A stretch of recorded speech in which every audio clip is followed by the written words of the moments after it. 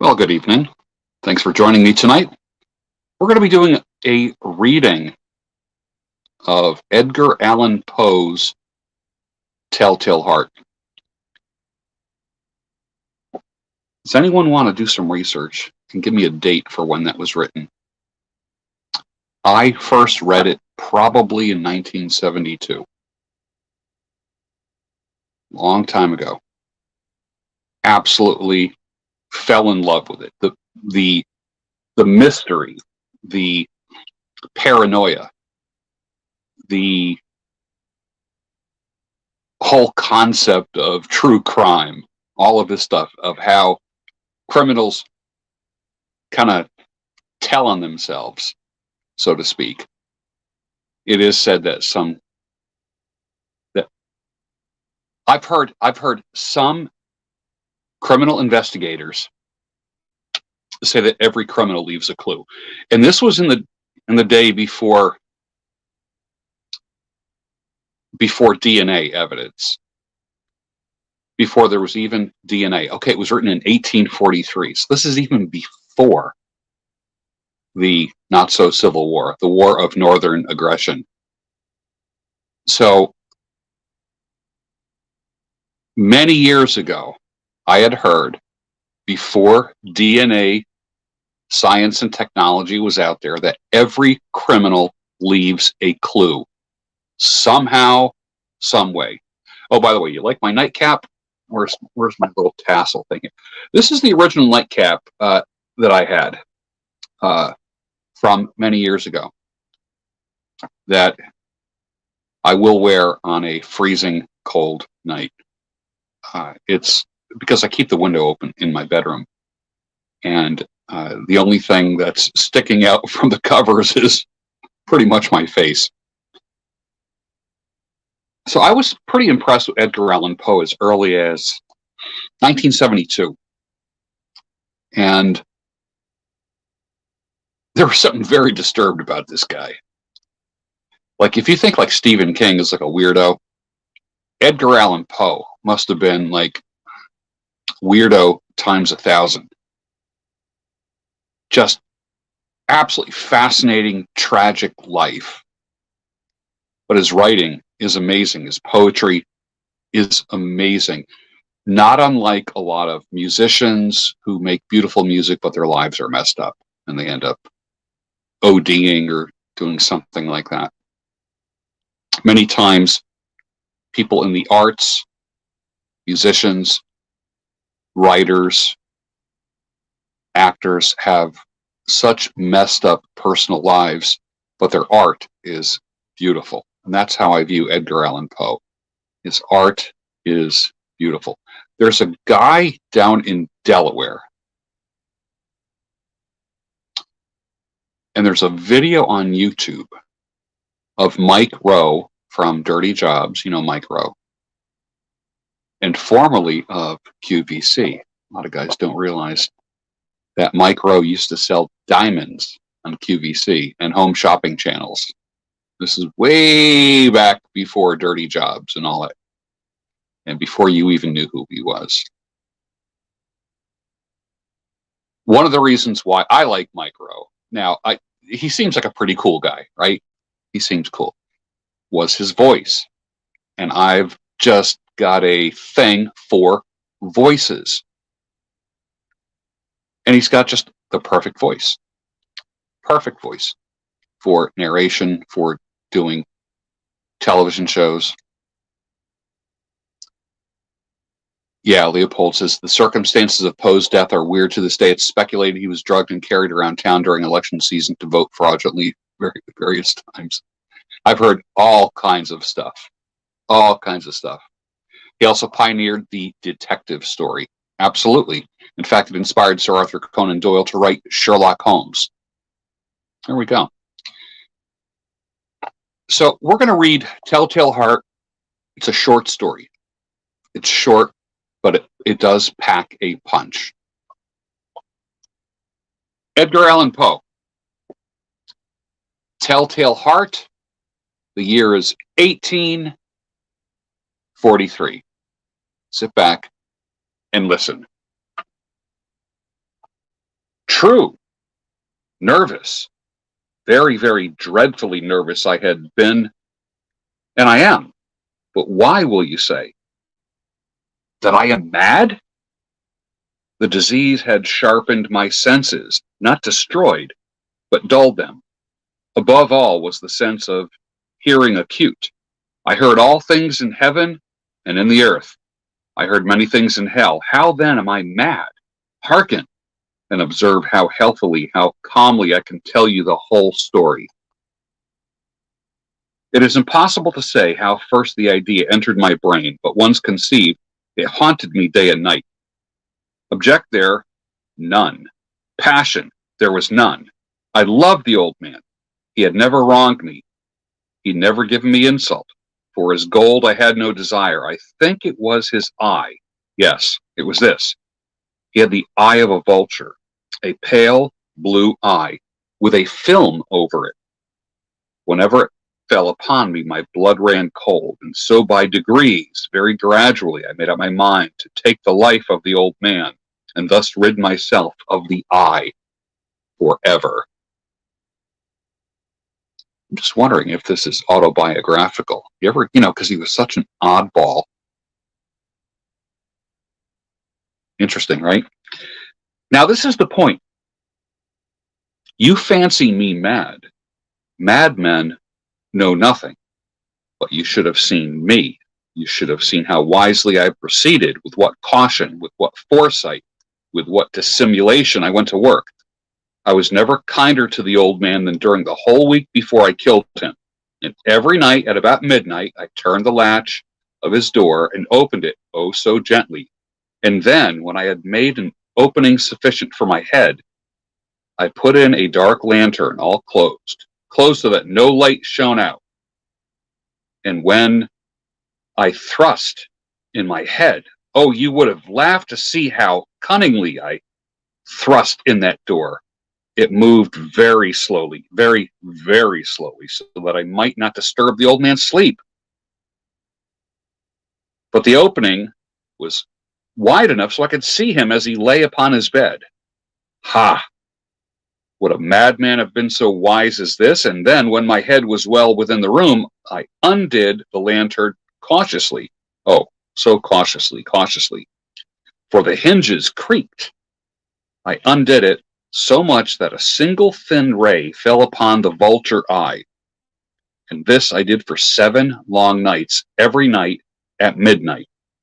But I always found the eye always closed, and so it was impossible to do the work. For it was not the old man who vexed me, but the evil eye.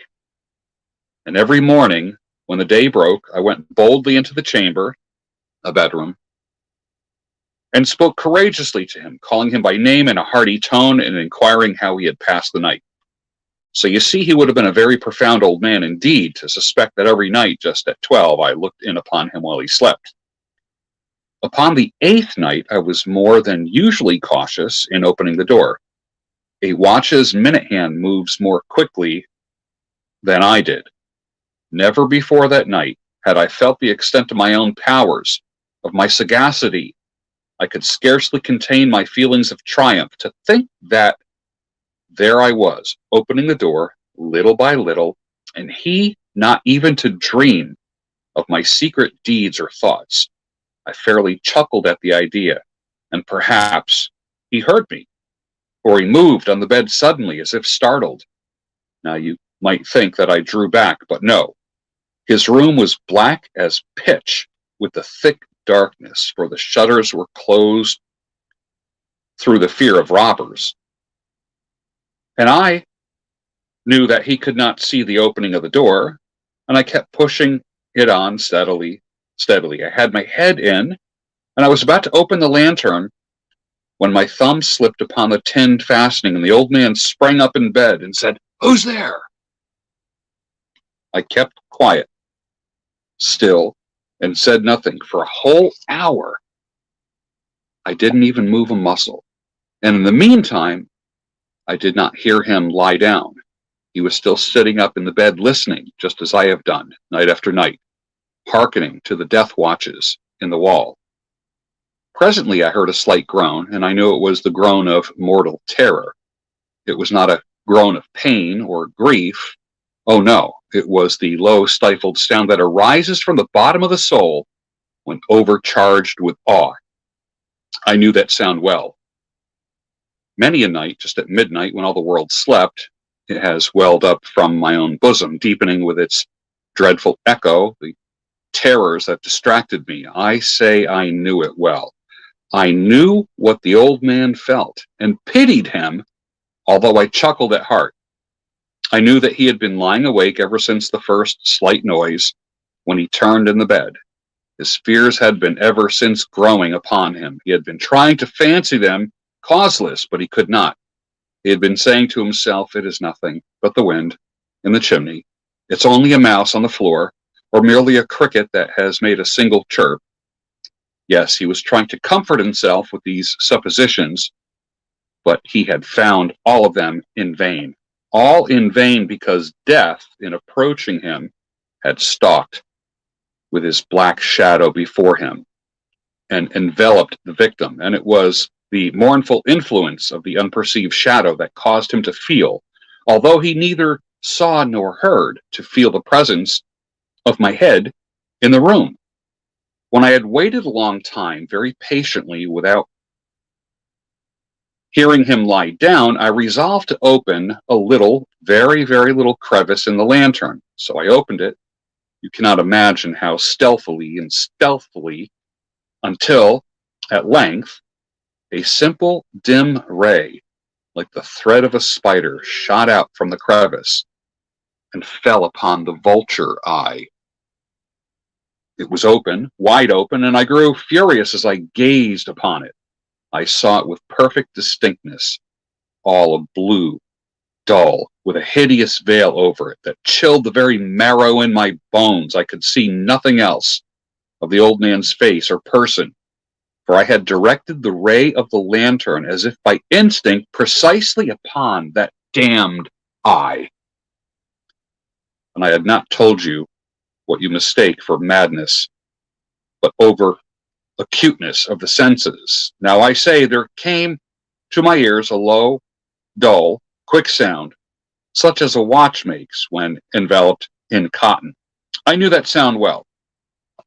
It was the beating of the old man's heart.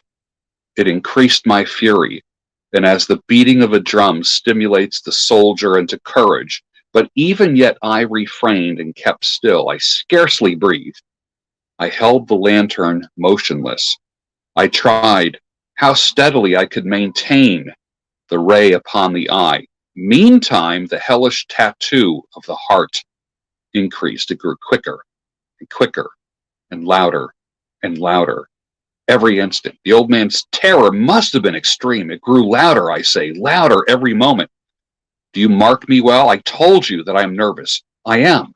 And now, at the dead hour of the night, amid the dreadful silence of that old house, so strange a noise as this excited me to uncontrollable terror. Yet for some minutes longer I refrained and stood still, but the beating grew louder and louder. I thought the heart must burst. And now a new anxiety seized me. The sound would be heard by a neighbor. The old man's hour had come. With a loud yell, I threw open the lantern and leapt in the room. He shrieked once, but only once. In an instant, I dragged him to the floor and pulled the heavy bed over him. Then I smiled gaily to find the deed so far done. But for many minutes, the heart beat still, with a muffled sound. This, however, did not vex me. It would not be heard through the wall. At length, it ceased. The old man was dead. I removed the bed. I examined the corpse. Yes, he was stone cold dead. I placed my hand upon the heart. There was no pulsation. He was stone dead. His eye would trouble me no more. If you still think me mad, you will think so no longer when I describe the wise precautions I took for the concealment of the body. The night waned, and I worked hastily, but in silence. First of all, I dismembered the corpse. I cut off the head and the arms and the legs. Then I took the 3 planks from the flooring of the chamber and deposited all between the scantlings. I then replaced the boards so cleverly, so cunningly, that no human eye, not even his, could have detected anything wrong. There was nothing to wash out, no stain of any kind, no blood spots. I had been too wary for that. A tub caught all of that. When I had made an end of these labors, it was 4 o'clock, still dark as midnight. As the bell sounded the hour, there came a knocking at the street door. I went down to open it with a light heart. For what had I now to fear? There entered 3 men who introduced themselves with perfect suavity as officers of the police. A shriek had been heard by a neighbor during the night. Suspicion of foul play had been aroused. Information had been lodged at the police office, and they, the officers, had been deputed to search the premises. I smiled. For what? What should I fear? I bade the gentleman welcome. That shriek, I said, was my own in a dream. I woke up screaming. The old man I mentioned was absent in the country. I took my visitors all over the house. I bade them search well. I led them all over. I actually brought them to his chamber. I showed them his treasures, secure, undisturbed. In the enthusiasm of my confidence, I brought chairs into the room and desired them here to rest from their fatigue, while I myself, in the wild audacity of my perfect triumph, placed my own seat upon the very spot beneath which reposed the corpse of the victim. was. The officers were satisfied. My manner had convinced them I was singularly at ease. They sat, and while I answered cheeringly, they chatted of familiar things, but ere long, I felt myself getting pale, and I wished they would leave. My head ached, and I fancied a ringing in my ears, but they sat, and they chatted. The ringing became more distinct, and it continued to become more distinct. I talked more freely to get rid of the feelings, but it continued and gained definiteness until at length I found that the noise was not in my ears. No doubt I now grew very pale, but I talked more fluently and with a heightened voice, yet the sound increased. And what could I do? It was a low, dull, quick sound, much such of a sound as a watch makes when enveloped in cotton. I gasped for breath, and yet officers heard it not. I talked more quickly, more vehemently, but the noise steadily increased. I arose and argued about trifles in a high key and with violent gesticulations, but the noise steadily increased. Why would they not leave? Why weren't they going? I paced the floor to and fro with heavy strides, as if excited to fury by the observations of the men, but the noise steadily increased. Oh God, what could I do? I foamed, I raved, I swore. I swung the chair upon which I had been sitting and grated it upon the boards, but the noise arose over all and continually increased. It grew louder and louder and louder, and still the men chatted pleasantly and smiled. Was it possible that they didn't hear anything? Almighty God, no, no, they heard, they suspected, they knew. They were making a mockery of my horror. This I thought, and this I think. But anything was better than this agony. Anything more tolerable than this derision. I could bear those hypocritical smiles no longer. I felt that I must scream or die. And now again, hark, louder, louder, and louder, and louder. Villains! I shrieked. Dissemble no more. I admit the deed. Tear up the planks. Here, here. It is the beating of this hideous heart. Edgar Allan Poe, Telltale Heart.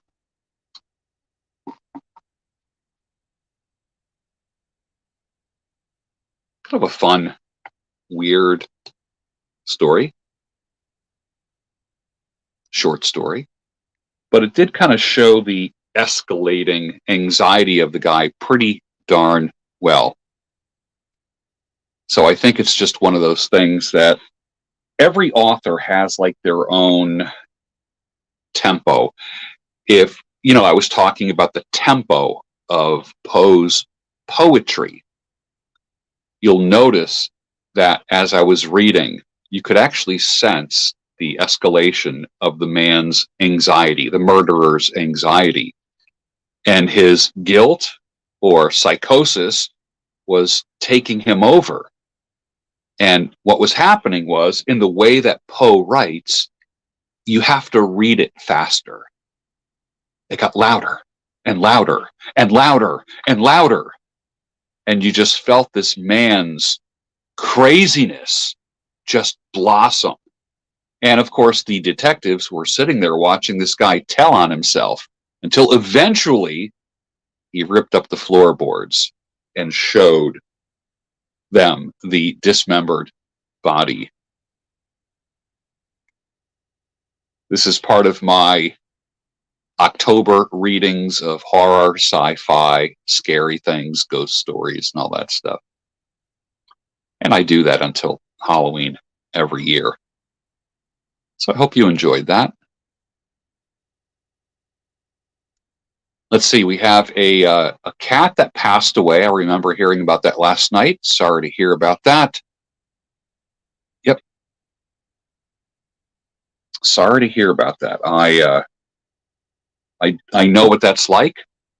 I know what it's like, and it's like the loss of a family member. Absolutely. So my condolences and our condolences to you at the loss of your beloved cat. Elizabeth Lottie says, like the raven, driven to madness. You know, I have often wondered how much of Edgar Allan Poe's writing was autobiographical. Did he basically just transcribe his hallucinations? I've asked myself. Because how can you write like that? How can you consistently write anxiety-ridden horror? This isn't, there's no, this is not Clive Barker.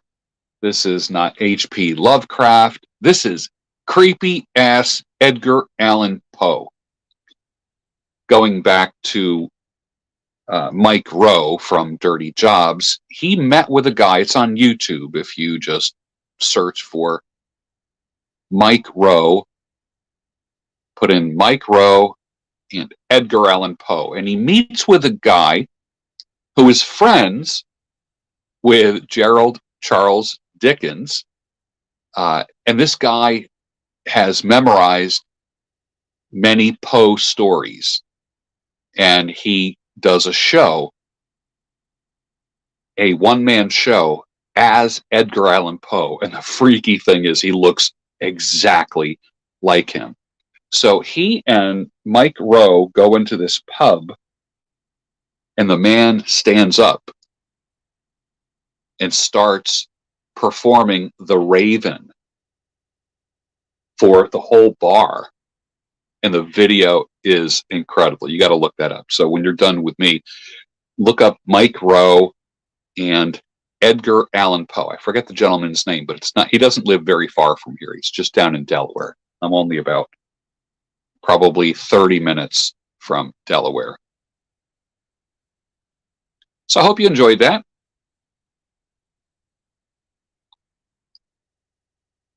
It's a good night. Yeah, the cask of Amontillado is magnificent. Magnificent. That is fun. Fall of the House of Usher. The Oval Portrait is one of my favorites. Even it's so short, but it just is as creepy as can be. The Black Cat is incredible. The Raven, I love. Also, there is a poem called Lenore.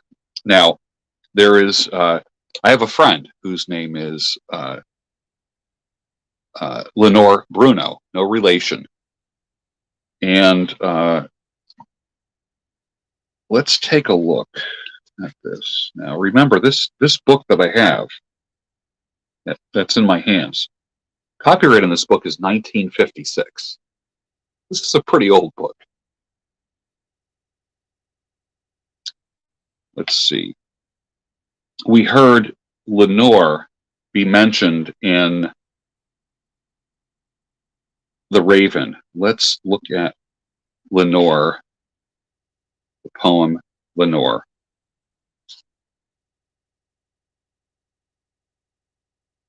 Oh, it is so difficult. If you want to improve your diction, your enunciation, even your vocabulary, Poe was amazing. Check it out. Lenore, broken is the golden bowl, the spirit flown forever, let the bell toll, the saintly soul floats on the Stygian river. And Guy de Vere, hast thou no tear? Weep now, or nevermore. See, on yon drear and rigid bier, low lies thy love, Lenore. Come, let the burial rite be read, the funeral song be sung, an anthem for the queenliest dead that ever died so young, a dirge for her doubly dead in that she died so young. Wretches, you loved her for her wealth and hated her for her pride, and when she fell in feeble health, ye blessed her that she died. How shall the ritual then be read, the requiem how be sung? By you, by yours, the evil eye, See a theme here? The evil eye. By yours, the slanderous tongue that did to death the innocents that died and died so young. But rave not thus, and let a Sabbath song go up to God so solemnly the dead may feel no wrong. The sweet Lenore has gone before with hope that flew beside, leaving thee wild for the dear child that should have been thy bride, for her, the fair, the debonair, that now so lowly lies. The life upon her yellow hair, but not within her eyes. The life still there upon her hair, the death upon her eyes. Avant, avant, from fiends below the indignant ghost is riven, from hell unto high estate, far up within the heaven. From grief and groan to golden throne beside a king of heaven, let no bell toll then, lest her soul, amid its hallowed mirth, should catch the note as it doth float up from the damned earth. And I, tonight, my heart is light. No dirge will I praise, but waft the angel on her flight with a paean of old days. Do you feel that? Did you feel that? He does this escalation thing. You can't just read it. You literally, the way he writes it, you escalate with him. I would encourage everyone to get the complete works of Edgar Allan Poe. You're going to love the stories like Murders in the Rue Morgue. These are ones that you've heard. The Pit and the Pendulum, The Purloined Letter, Fall of the House of Usher, The Man of the Crowd, Hop Frog. Just great stuff. Great stuff. Yes, there is a crescendo. There is a crescendo with every Poe story, every poem. It's amazing. Absolutely amazing. You see my friend in the background there, who was with us last night? Would you freak out if he just sat up?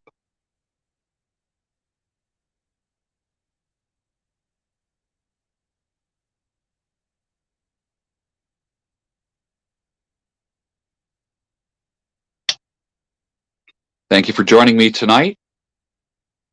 We're going to call it an early evening. You had a lot of choices tonight, but you chose to spend a few minutes with me as I read to you Edgar Allan Poe. And, you know, and for that I'm thankful. And this is how I end every night. And for that I'm thankful. What I want you to do is read out loud to people you love. Girlfriend, wife, kids. It doesn't have to be horror. I think I told you a week ago that one of the dates I remember when I met my wife, I read her Tobermory about a talking cat. So if you want to look up Tobermory, I think you'll actually enjoy it. So have a good night, and I'll see you again soon, reading to you some nice, chilling stories for the month of October. And don't forget to read to people that you love.